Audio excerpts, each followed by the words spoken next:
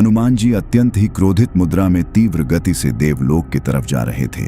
इससे सभी देवता भयभीत होकर इधर उधर छुपने लगे। कोई भी क्रोधित हनुमान जी का सामना नहीं करना चाहता था।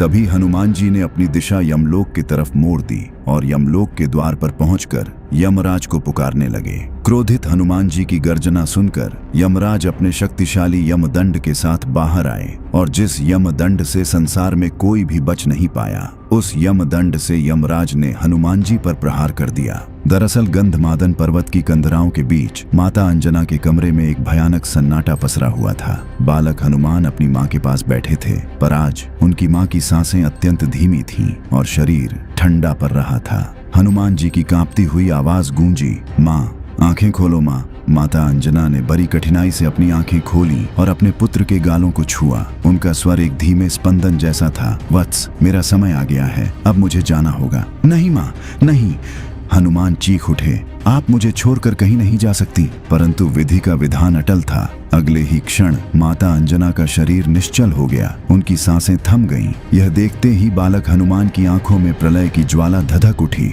उनका शरीर अग्निपुंज की भांति तपने लगा। उनके भीतर का रुद्र जाग उठा और उस एक चीख से संपूर्ण ब्रह्मांड कांप गया।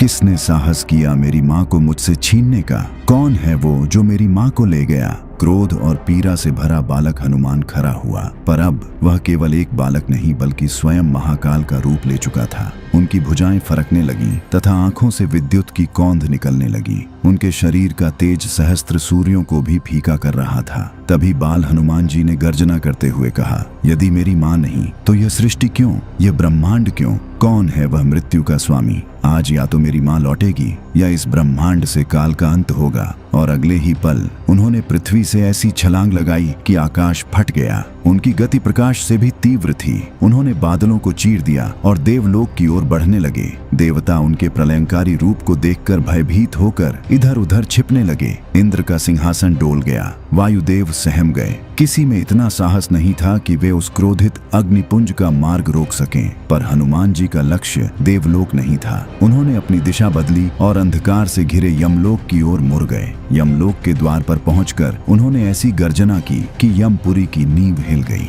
कहाँ है मृत्यु का राजा? कहाँ है यमराज? आज अंजना का पुत्र उनसे न्याय मांगने आया है। उनकी ललकार सुनकर स्वयं यमराज, जिनके हाथ में वह अमोघ यमदंड था जिससे आज तक कोई प्राणी नहीं बच सका, अपने भवन से बाहर आए। उनकी आंखें अंगारों की तरह जल रही थीं। उन्होंने गंभीर स्वर में कहा, हे बालक, तुम काल के नियम को चुनौती दे रहे हो। मृत्यु ब्रह्मा का विधान है, उसे कोई नहीं बदल सकता। यह सुनते ही हनुमान जी का क्रोध अपनी चरम सीमा पर पहुंच गया। उन्होंने अपनी गदा उठाई और यमराज पर आक्रमण कर दिया। यमराज ने अपना यमदंड उठाया और हनुमान पर प्रचंड प्रहार किया। ब्रह्मांड ने अपनी सांसें रोक लीं। जिस यमदंड के स्पर्श मात्र से प्राण शरीर छोड़ देते थे, वह जब हनुमान जी के वज्र समान शरीर से टकराया तो निष्प्रभ हो गया। हनुमान जी पर उसका कोई प्रभाव नहीं हुआ, क्योंकि कुछ समय पहले ही सूर्य को फल समझकर खाने के उपरांत उन्हें यमराज ने ही यमदंड से अभय होने का आशीर्वाद दिया था। हनुमान जी ने फिर कहा, मुझे मेरी माँ वापस कर दो।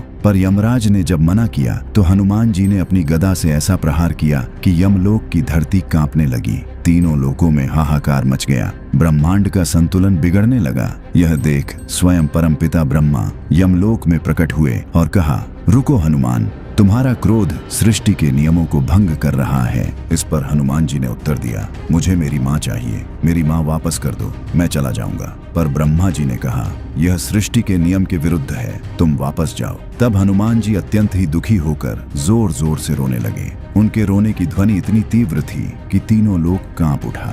और तभी वहां प्रकट हुए भगवान विष्णु।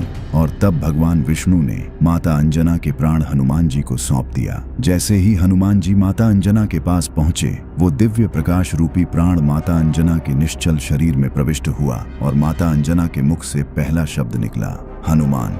उस एक शब्द ने हनुमान जी के संपूर्ण क्रोध को शांत कर दिया। और इस वीडियो में देखिए कि जब रावण को पराजित करने के बाद बाली अहंकार में गरजता हुआ हनुमान जी को ललकारने लगा और सामने जाकर उनकी आधी शक्ति खींचने लगा। इस पर हनुमान जी ने अपना विकराल रूप लेकर ऐसा क्या किया कि बाली थर थर कांपता हुआ डरकर भागने लगा।